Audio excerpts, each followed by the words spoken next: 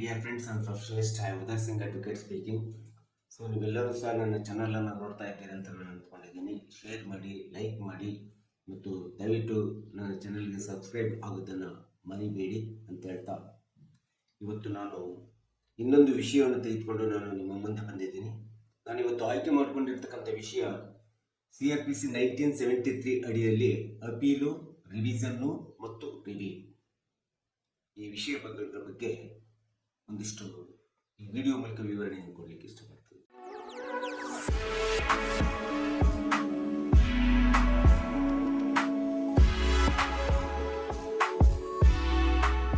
So ನಾವು CPCಯಲ್ಲೂ ಸಹ ಅಪೀಲು, review, revision ಅನ್ನು ನೋಡಿದ್ದೀವಿ, ಕೇಳಿದ್ದೀವಿ. ಆದರೆ CRPCಯಲ್ಲಿ ಇರ್ತಕ್ಕಂಥ ಅಪೀಲು, ರಿವ್ಯೂ, ರಿವಿಷನ್ಗೂ CPCಗೂ ತುಂಬಾ ವ್ಯತ್ಯಾಸ ಇರ್ತಕ್ಕಂಥದ್ದನ್ನು ನಾವು ನೋಡಬೇಕಾಗುತ್ತೆ. CRPC 1973 ಪ್ರಕಾರ ಸೆಕ್ಷನ್ 372 ಇರ್ಬೋದು, 374 ಇರ್ಬೋದು, 378 ಇರ್ಬೋದು, 397 ಮತ್ತು 395, 401 ಈ ಎಲ್ಲ ಸೆಕ್ಷನ್ಸ್ಗಳು ಈ ಅಪರಾಧ ನಿಯಮ ಕಾಯ್ದೆ 1973 ಅಡಿಯಲ್ಲಿ ನಾವು ಹೇಗೆ ಅಪೀಲನ್ನು ಹೋಗಬೇಕು ಮತ್ತು ರಿವಿಷನ್ ಅನ್ನು ಮಾಡಬೇಕು ಮತ್ತು ಹೋಗಬೇಕು ಮತ್ತು ರಿವ್ಯೂ ಅನ್ನ ಮೇಲ್ಮನವಿಯನ್ನು ಹೇಗೆ ಹೋಗಬೇಕು, ರಿವ್ಯೂ ಮೇಲ್ಮನವಿ ಹೇಗೆ ಹೋಗಬೇಕು ಅನ್ನೋದ್ರ ಬಗ್ಗೆ ಈ ಸೆಕ್ಷನ್ಸ್ಗಳು ಹೇಳ್ತಾರೆ. ಸೊ ಕ್ರಿಮಿನಲ್ ಪ್ರೊಸೀಜರ್ಸ್ ಕೋಡ್ ನಲ್ಲಿ ಅಪೀಲನ್ನು ಹೋಗಬೇಕಾದ್ರೆ ಒಬ್ಬ ಆರೋಪಿಯ ವಿರುದ್ಧವಾಗಿ ಸರ್ಕಾರ ಹೋಗಬಹುದು ಮತ್ತು ಅಸಿಸ್ಟೆಂಟ್ ಪಬ್ಲಿಕ್ ಪ್ರಾಸಿಕ್ಯೂಟರ್ ಅಂತ ಹೇಳ್ತಾರೆ, ಪ್ರಾಸಿಕ್ಯೂಟರ್ ಅಂತ ಹೇಳಿರ್ತಾರೆ, ಪಬ್ಲಿಕ್ ಪ್ರಾಸಿಕ್ಯೂಟರ್ ಅಂತ ಹೇಳಿರ್ತಾರೆ. ಜೊತೆಗೆ ಹೈಕೋರ್ಟಿಗೆ ಹೋದಾಗ ಅಟಾರ್ನಿ ಜನರಲ್ ಇರ್ತಾರೆ, ಹಾಗೆ ಸುಪ್ರೀಂ ಕೋರ್ಟಿಗೆ ಹೋದಾಗ ಸಾಲಿಸಿಟರ್ ಜನರಲ್ ಇರ್ತಾರೆ. ಇವರು ರಾಜ್ಯ ಮತ್ತು ರಾಜ್ಯದ ಅಪರಾಧದ ಮೊಕದ್ದಮೆಗಳ ಬಗ್ಗೆ ಇವರು ರಾಜ್ಯದ ಪರವಾಗಿ ಕಾರ್ಯನಿರ್ವಹಣೆ ಮಾಡ್ತಾ ಇರ್ತಾರೆ. ಸೊ ಹಾಗೆ ನಾವು ಖಾಸಗಿ ವ್ಯಕ್ತಿ ಒಂದು ಅಪರಾಧ ನಿಯಮದ ಪ್ರಕಾರ 1973 ಪ್ರಕಾರ ಈ ಒಂದು 372 ಸೆಕ್ಷನ್ ಅಡಿ ಒಳಗಡೆ ಯಾವುದೇ ಒಂದು ಕ್ರಿಮಿನಲ್ ದಾವೆಯನ್ನು ನಾವು ಒಬ್ಬ ಆರೋಪಿ ಅಥವಾ ಅಪರಾಧಿಯ ಪರವಾಗಿ ನಾವು ವಕಾಲತ್ತನ್ನು ವಹಿಸಿದಂತ ಸಂದರ್ಭದಲ್ಲಿ ಮ್ಯಾಜಿಸ್ಟ್ರೇಟ್ ಕೋರ್ಟ್ ಇರ್ಬೋದು ಅಥವಾ ಇನ್ಯಾವುದೇ ನ್ಯಾಯಾಲಯಗಳಿರ್ಬೋದು ಅಥವಾ ಸೆಷನ್ ಡಿಸ್ಟ್ರಿಕ್ಟ್ ಕೋರ್ಟ್, ವಿಶೇಷವಾಗಿ ಈ ಸೆಷನ್ ಡಿಸ್ಟ್ರಿಕ್ಟ್ ಕೋರ್ಟು ಒಬ್ಬ ಆರೋಪಿಗೆ ಶಿಕ್ಷೆಯನ್ನು, ಕನ್ವಿಕ್ಷನ್ ಅನ್ನು ಕೊಟ್ಟಂತ ಸಂದರ್ಭದಲ್ಲಿ ಆ ಒಂದು ಜಡ್ಜ್ಮೆಂಟ್, ಕ್ರಿಮಿನಲ್ ಜಡ್ಜ್ಮೆಂಟ್ ಅಂತ ಹೇಳ್ತೀವಿ, ಕ್ರಿಮಿನಲ್ ಪ್ರೊಸೀಜರ್ ಕೋಡ್ ನಲ್ಲಿ ಜಡ್ಜ್ಮೆಂಟ್ ಬರ್ತದೆ, ಆರ್ಡರ್ ಬರ್ತದೆ, ಡಿಗ್ರಿ ಬರುವುದಿಲ್ಲ. ಈ ಜಡ್ಜ್ಮೆಂಟಿನ ವಿರುದ್ಧವಾಗಿ ಆರೋಪಿ ಅಪರಾಧಿಯ ಪರವಿರ್ತಕ್ಕಂಥ ಖಾಸಗಿ ವಕೀಲರು ಸಹ ಅಪೀಲನ್ನು ಹೋಗಬಹುದು. ಒಂದು ವೇಳೆ ಆ ಆರೋಪಿಗೆ ಶಿಕ್ಷೆಯಿಂದ ಮುಕ್ತ ಆಗಿದ್ದಾನೆ, ಅವನು ನಿಜವಾದ ಒಂದು ಕ್ರೈಮ್ ಅನ್ನು ಮಾಡಿದ್ದಾನೆ, ಆದ್ರೂ ಶಿಕ್ಷೆಯಿಂದ ಮುಕ್ತ ಆಗಿದ್ದಾನೆ, ಅವನಿಗೆ ಶಿಕ್ಷೆ ಕೊಡಿಸಲೇಬೇಕಂತೇಳಿ public prosecutor, district session public prosecutor ಮತ್ತೆ ಅಪೀಲನ್ನ ಆರೋಪಿಯ ವಿರುದ್ಧವಾಗಿ ಮೇಲ್ ಮನವಿಗೆ ಸಲ್ಲಿಸಬಹುದು, ಹೈಕೋರ್ಟಿಗೆ ಮೇಲ್ಮನವಿಯನ್ನು ಸಲ್ಲಿಸಬಹುದು. ಸೊ ಈ ರೀತಿಯಾದಂತ ಒಂದು ಅಪೀಲು, ರಿವಿಷನ್, ರಿವ್ಯೂ CRPCಯಲ್ಲೂ ಸಹ ಬರ್ತದೆ. ಸೆಕ್ಷನ್ 370 ಪ್ರಕಾರ ಯಾವುದೇ ಕ್ರಿಮಿನಲ್ ಕೇಸ್ ನಲ್ಲಿ ಆರೋಪಿಗೆ 2 ವರ್ಷ ಇರ್ಬೋದು, 3 ವರ್ಷ ಇರ್ಬೋದು, 5 ವರ್ಷ ಇರ್ಬೋದು, ಅಥವಾ 7 ವರ್ಷ ಇರ್ಬೋದು, 10 ವರ್ಷ ಇರ್ಬೋದು, ಅಥವಾ ಲೈಫ್ ಇಂಪ್ರಿಸನ್ಮೆಂಟ್ ಇರ್ಬೋದು, ಡೆತ್ ಸೆಂಟೆನ್ಸ್ ಅವಾರ್ಡ್ ಮಾಡಿರ್ಬೋದು, ಅದು ಡಿಸ್ಟ್ರಿಕ್ಟ್ ಸೆಷನ್ ಕೋರ್ಟ್ ಇರ್ಬೋದು, ಇನ್ಯಾವುದೇ ಸೆಷನ್ ಕೋರ್ಟ್ಗಳು ಬರೋದು ಅಥವಾ ಕ್ರಿಮಿನಲ್ ಕೋರ್ಟ್ಗಳು ಈ ರೀತಿಯಾದಂಥ ಜಡ್ಜ್ಮೆಂಟ್ಗಳನ್ನ, ಆರ್ಡರ್ಸ್ಗಳನ್ನ ಕೊಟ್ಟಂತ ಸಂದರ್ಭದಲ್ಲಿ ಅಂತ ಒಂದು ಜಡ್ಜ್ಮೆಂಟ್ ಅಥವಾ ಆರ್ಡರ್ಸ್ಗಳನ್ನ ಸವಾಲಾಗಿ ಅವುಗಳ ವಿರುದ್ಧವಾಗಿ ಮತ್ತೆ ಪ್ರತಿಯೊಬ್ಬ ಆರೋಪಿ ಮತ್ತು ಆರೋಪಿಗೆ ಪರ ಇರ್ತಕ್ಕಂಥ ವಕೀಲರುಗಳು ಈ ಒಂದು ಜಡ್ಜ್ಮೆಂಟ್ ಅನ್ನು ಪ್ರಶ್ನಿಸಿ, ವಿಶೇಷವಾಗಿ ಡಿಸ್ಟ್ರಿಕ್ಟ್ ಸೆಷನ್ ಕೋರ್ಟಿನ ಜಡ್ಜ್ಮೆಂಟ್ ಅನ್ನು ಪ್ರಶ್ನಿಸ ಹೈಕೋರ್ಟಿಗೆ ಅಪೀಲ್ ಹೋಗಬಹುದು ಈ ಸೆಕ್ಷನ್ 372 CRPC 1973 ಅಡಿಯಲ್ಲಿ. ಯಾಕಂದ್ರೆ ಈ ರೀತಿಯಾದಂತ ಅಪೀಲ್ ಹೋಗ್ಲಿಕ್ಕೆ ತನಗಾಗಿರ್ತಕ್ಕಂಥ ಕನ್ವಿಕ್ಷನ್ ಏನಿದೆ, ಆ ಕನ್ವಿಕ್ಷನ್ ಜಡ್ಜ್ಮೆಂಟ್ ಅನ್ನ ಸವಾಲ್ ಮಾಡತಕ್ಕಂಥದ್ದು ಮೇಲ್ಮನವಿಯ ಮೂಲಕ ಮತ್ತು ನಾನು ನಿರಪರಾಧಿ ಅಂತೇಳಿ ಸಮರ್ಥನೆ ಮಾಡಿಕೊಳ್ಳಿಕ್ಕೆ CRPC 1973 372 ಸೆಕ್ಷನ್ ಒಳಗಡೆ ಪ್ರತಿಯೊಬ್ಬ ಆರೋಪಿಗಿದೆ, ಪ್ರತಿಯೊಬ್ಬ ಕಕ್ಷಿದಾರನಿಗೂ ಸಹ ಈ ಒಂದು ವ್ಯವಸ್ಥೆ ಇರ್ತಕ್ಕಂಥದ್ದನ್ನ ನಾವು ನೋಡ್ತೀವಿ. ಇದನ್ನು ಸಹಜವಾಗಿ ನಾವು ಅಪೀಲ್ ಅಂತೇಳಿ ಹೇಳ್ತೀವಿ. ಅದೇ ರೀತಿ CRPC 1973 ಸೆಕ್ಷನ್ 397 ಮತ್ತು 401 ಅನ್ನ ನಾವು ನೋಡ್ತಾ ಹೋದ್ರೆ ಈ ಒಂದು ಸೆಕ್ಷನ್ನಿನ ಅಡಿ ಒಳಗಡೆ ಯಾವುದೇ ಒಬ್ಬ ಆರೋಪಿಗೆ ಅಥವಾ ಅಪರಾಧಿಗೆ ಅಧೀನ ನ್ಯಾಯಾಲಯಗಳು, ಮ್ಯಾಜಿಸ್ಟ್ರೇಟ್ ಕೋರ್ಟ್ ಇರ್ಬೋದು, ಡಿಸ್ಟ್ರಿಕ್ಟ್ ಸೆಷನ್ ಕೋರ್ಟ್ ಇರ್ಬೋದು, ಇನ್ಯಾವುದೇ ನ್ಯಾಯಾಲಯಗಳು ಅವನ ಅಪರಾಧ ಮತ್ತು ಅವನ ಅಪರಾಧಕ್ಕೆ ಸಂಬಂಧಿಸಿದ ಯಾವುದೇ ಪ್ರಾಪರ್ಟಿ, ಇಮ್ಯೂಬಲ್ ಪ್ರಾಪರ್ಟಿ ಇರ್ಬೋದು, ಇನ್ಯಾವುದೇ ಪ್ರಾಪರ್ಟಿ ಆಸ್ತಿಯ ಬಗ್ಗೆ ವಿಷಯಕ್ಕೆ ಸಂಬಂಧಿಸಿದಂತೆ ಯಾವುದೇ ವಿಧವಾದಂಥ ಜಡ್ಜ್ಮೆಂಟ್ ಅನ್ನ, ಆರ್ಡರ್ಸ್ ಗಳನ್ನ, ಆದೇಶಗಳನ್ನ, ಕನ್ವಿಕ್ಷನ್ ತೀರ್ಮಾನಗಳನ್ನ ಅಧೀನ ನ್ಯಾಯಾಲಯಗಳು ಅಥವಾ ಡಿಸ್ಟ್ರಿಕ್ಟ್ ಸೆಷನ್ ಕೋರ್ಟ್ ಕೊಟ್ಟಂತ ಸಂದರ್ಭದಲ್ಲಿ ಈ ಸೆಕ್ಷನ್ 397 ಮತ್ತು 401 ಅಡಿ ಒಳಗಡೆ ಪ್ರತಿಯೊಬ್ಬ ಆರೋಪಿ ಅಪರಾಧಿಯೂ ಸಹ ಈ ಒಂದು ಅಧೀನ ನ್ಯಾಯಾಲಯ ಕೊಟ್ಟಿರ್ತಕ್ಕಂಥ ಆದೇಶದಲ್ಲಿರ್ತಕ್ಕಂಥ ಯಾವುದೇ ವಿಧವಾದಂಥ ಜಡ್ಜ್ಮೆಂಟಿನ ತಪ್ಪಿರ್ಬೋದು, ಆರ್ಡರ್ಸಿನ ತಪ್ಪಿರ್ಬೋದು, ಸೊ ಈ ರೀತಿಯಾದಂಥ ಅಧೀನ ನ್ಯಾಯಾಲಯದಲ್ಲಿ ಕೊಡಂತ ಅಥವಾ ಡಿಸ್ಟ್ರಿಕ್ಟ್ ಸೆಷನ್ ಕೋರ್ಟ್ ನಲ್ಲಿ ಕೊಟ್ಟಿರ್ತಕ್ಕಂಥ ಕನ್ವಿಕ್ಷನ್ ಆಸ್ತಿಯ ಸಂಬಂಧಪಟ್ಟಂತೆ ಯಾವುದೇ ವಿಧವಾದಂಥ ದೋಷಪೂರಿತವಂತ ಕಂಡು ಬಂತು ಅಂತಂದ್ರೆ ಅಥವಾ ಇನ್ಕರೆಕ್ಟ್ ಅಂತೇಳಿ ಕಂಡು ಬಂತು ಅಂದಾಗ ಅಂತ ಸಂದರ್ಭದಲ್ಲಿ ಪುನಃ ಆ ಒಂದು ಶಿಕ್ಷೆ ಮತ್ತು ಜಡ್ಜ್ಮೆಂಟ್ ಆರ್ಡರಿನ ವಿರುದ್ಧವಾಗಿ ಹೈಕೋರ್ಟಿಗೆ ಏನು ಮನವಿಯನ್ನು ಸಲ್ಲಿಸ್ತೀವಿ, ರಿವಿಷನ್ಗೆ ಮನವಿಯನ್ನು ಸಲ್ಲಿಸಬಹುದು, ರಿವಿಷನ್ಗೆ ಹಾಕಬಹುದು.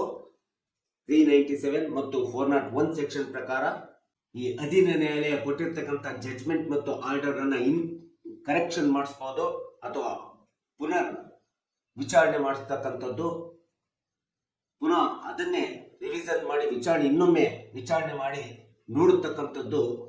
ಈ ಒಂದು ರಿವಿಷನ್ ಎಂಬತಕ್ಕಂಥದ್ದನ್ನ ಪ್ರತಿಯೊಬ್ಬ ಆರೋಪಿಗೆ, ಅಪರಾಧಿಗೆ ಹೈಕೋರ್ಟ್ ನಲ್ಲಿ ಕೇಳಿಕೊಳ್ಳತಕ್ಕಂಥ ಒಂದು ಅವಕಾಶವನ್ನ ಈ CRPC ಸೆಕ್ಷನ್, ಈ 2 ಸೆಕ್ಷನ್ಸ್ಗಳು ಮಾಡಿಕೊಟ್ಟಿರ್ತಕ್ಕಂಥದ್ದನ್ನ ನಾವು ನೋಡ್ತೀವಿ.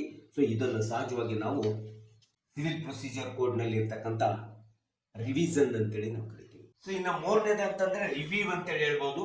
ಸೊ ರಿವ್ಯೂ CRPC 1973 ಪ್ರಕಾರ ಸೆಕ್ಷನ್ 397 ಅಡಿಯಲ್ಲಿ ಯಾವುದೇ ಒಂದು ಸೆಷನ್ ಜಿಲ್ಲಾ ನ್ಯಾಯಾಲಯ ಅಥವಾ ಸೆಷನ್ ಸತ್ರ ನ್ಯಾಯಾಲಯ ಅಥವಾ ಅಧೀನ ನ್ಯಾಯಾಲಯಗಳು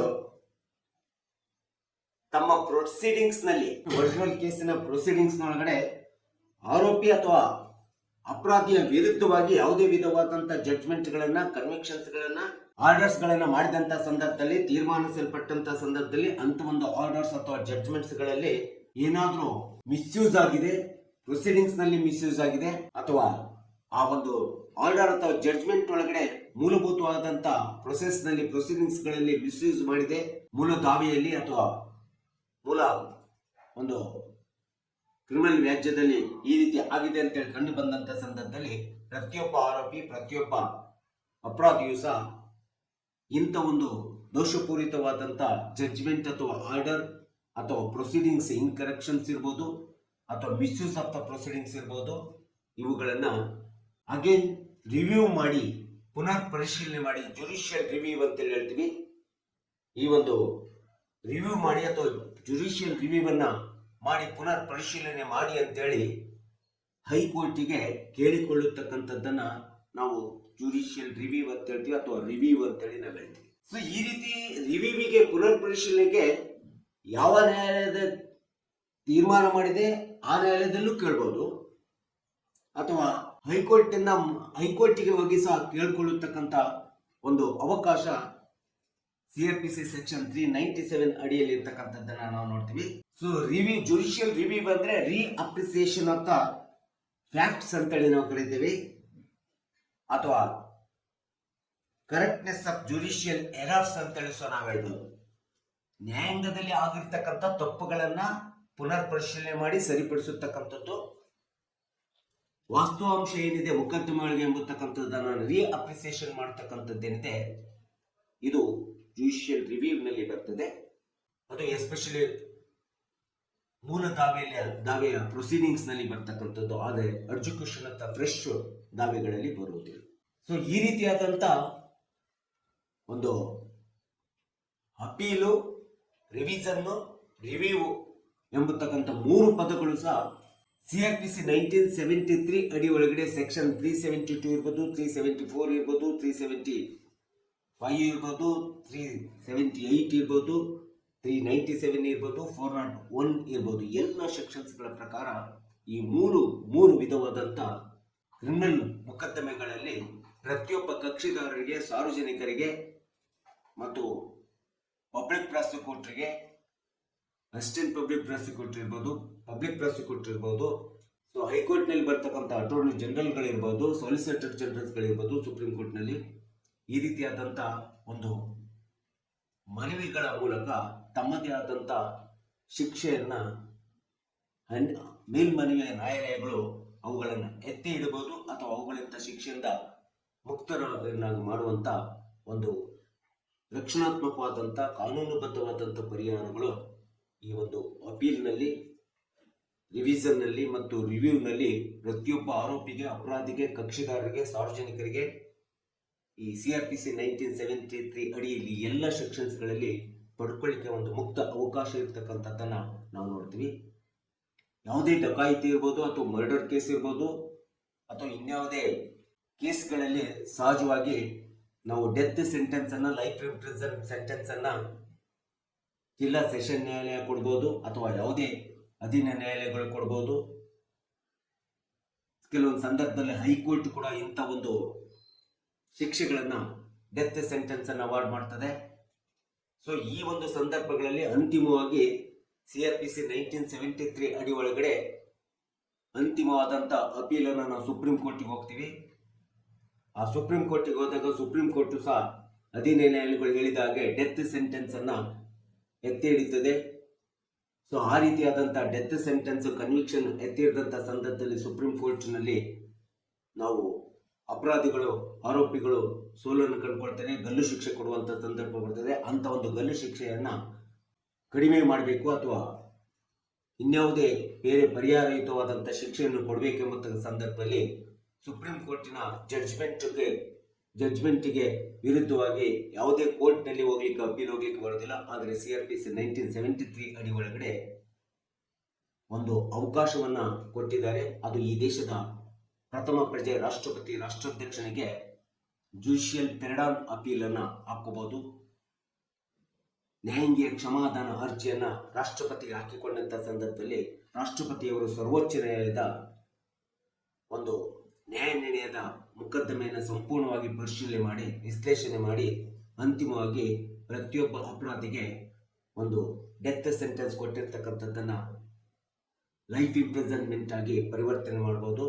ಈ ರೀತಿ CRPCಯಲ್ಲಿ ಮಾತ್ರ, ಕ್ರಿಮಿನಲ್ ಮೊಕದ್ದಮೆಗಳಲ್ಲಿ ಮಾತ್ರ ಅಂತಿಮವಾಗಿ ಈ ಒಂದು ಅಪೀಲನ್ನು ಸುಪ್ರೀಂ ಕೋರ್ಟಿನ ಜಡ್ಜ್ಮೆಂಟಿಗೆ ಕನ್ವಿಕ್ಷನ್ ಅನ್ನು ಕಡಿಮೆ ಮಾಡಿ ಅಂತೇಳಿ ಈ ದೇಶದ ರಾಷ್ಟ್ರಪತಿ ಇಲ್ಲಿ ಮನವಿ ಮಾಡಿಕೊಳ್ಳುವಂಥ, ನ್ಯಾಯಾಂಗೀಯ ಕ್ಷಮಾದಾನದ ಮನವಿಯನ್ನು ಹಾಕಿಕೊಳ್ಳುವಂಥ ಒಂದು ಅಪೀಲ್ ಏನಿದೆ, ಈ ಒಂದು ಅವಕಾಶವನ್ನು ಈ ದೇಶದ ಸಂವಿಧಾನಾತ್ಮಕಬದ್ಧವಾಗಿ ಪ್ರತಿಯೊಬ್ಬ ಆರೋಪಿಗೆ ಅಥವಾ ಅಪರಾಧಿಗಳಿಗೆ ಅಥವಾ ಡೆತ್ ಸೆಂಟೆನ್ಸ್ ಆದಂಥ, ಅವಾರ್ಡ್ ಆದಂಥ ಒಂದು ಆರೋಪಿಗಳಿಗೆ ಅವಕಾಶ ಮಾಡಿಕೊಟ್ಟಿರ್ತಕ್ಕಂಥದ್ದನ್ನು ನಾವಿಲ್ಲಿ ನೋಡ್ತೀವಿ.